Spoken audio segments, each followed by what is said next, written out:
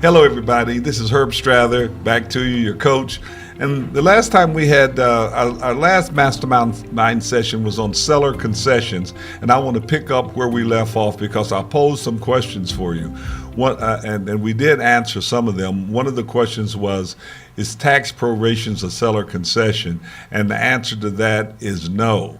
But it also depends on how you do it. If you put in the purchase agreement, seller shall pay X number of dollars towards purchaser's taxes for their property taxes, then that's a seller concession. If the purchase agreement says no prorations, then that is not a seller concession. Now, where do you get this purchase agreement? If you go to stratheracademy.com and go at the very bottom of the page, you can download one of those purchase agreements and you can go over it and you can take a look at it and you can say, oh, I see where it's at. But for your own information, realtors and those of you who are investors that want to understand, the seller is required to pay the taxes and you want no proration. That is not a seller concession, yet that is the majority of the 6% that was normally used. Then so what can you use the 6% for? You now can use the 6% for all of your mortgage costs, your additional closing costs, and you can also use it in some cases to buy the rate down. Now, buying rate down is not that popular, but in the case of NACA, for example, it's very important because if you bought the rate, if you used the whole 6% to buy the rate down, that would be 1.5% lower. That would be a huge amount, a huge savings in what your monthly payment is. And more and better yet, you'll be able to buy a much bigger house if you're buying as a homeowner. So buying the rate down is a very powerful tool. Seller concessions of 6% is the maximum amount they want that FHA will allow, and some banks like Huntington or some of the other banks that give you grants and items, they will not allow you to use the full 6% because they're giving you a grant, so they may only limit that to 4%. But let's get into something that's really on the top of your mind. Herb, how do you take the cash out at the end of the day? The HUD-1, everybody sees the HUD-1. Well, first of all, repairs, making an obligation of the seller, that the seller have to do the repairs. In our purchase agreement, we have right in the purchase agreement that you have an inspection period that is post the mortgage period. You may have 30 days to get a mortgage and 45 days to satisfy yourself as far as inspections, because you want to know how much the mortgage did you get approved, if there's any money left. If there's no money left, you didn't get approved, it's a wasted conversation. But if the proceeds are there, you can revisit that situation. You may have said to the seller, look, I'm going to want certain concessions, but let's see if we can get the mortgage and get all of that approved. And seller says, okay, but I want my bottom line. Now I want $100,000 and that's it, So you may, there's a lot of buoyancy in the marketplace. You can leverage that. Usually whatever the purchase agreement says is the amount that the real estate go for. There's just a tremendous amount of buoyancy. 30 to 40% is very common right now. Some go for $90,000, go for $130,000. Yeah, if a buyer and a seller agree.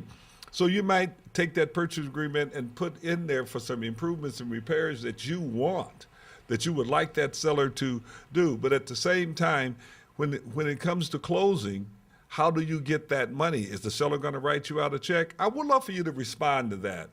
Is the seller going to write you out a check? Think about that. Answer it. The answer is no. The seller's not going to write you out a check. Well, then let me ask you one other question. I want you to say the answer out loud. What? How? What are you going to do, and how are you going to take and get the money for that $3,000 improvement, that new kitchen floor, that new sink, that new bathroom, that new whatever you want? Maybe you could do the work too, How are you going to get it? Well, let me suggest this here. Is your brother-in-law a contractor? Is your best friend a contractor? You understand? Can you do the work yourself? Hopefully there is a positive answer to all of those questions, because in the HUD-1, they're not going to write a check to you, Mr. Buyer, but the seller, if it's the seller's obligation, the seller can write a check to a contractor, and those proceeds can be dispersed from the seller's proceeds.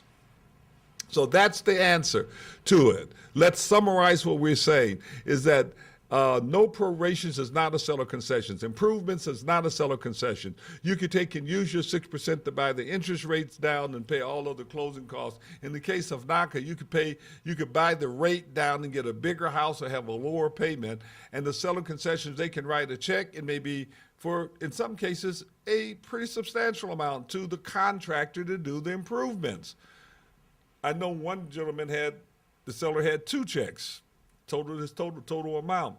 One of them he endorsed over to the contractor, and the contractor and the seller suggested that the buyer's name be on it too, because the seller is obligated to make the repairs, and they do not want recourse from the buyer to come back and say the floor wasn't done right, the sink wasn't put in right, and the seller wants to say, no, I'm out. Once I give you this check, once I give a contractor, and you select your own contractor, because if the seller select the contractor, that may keep the seller on the hook. If you select the contractor, the seller is not on the hook. So if I'm a seller, I want to write out to a contractor that you select, I want you to sign off, and I'm no longer on the hook. And you walk away with a nice check for your improvements, and you walk away with a bigger house or a lower payment.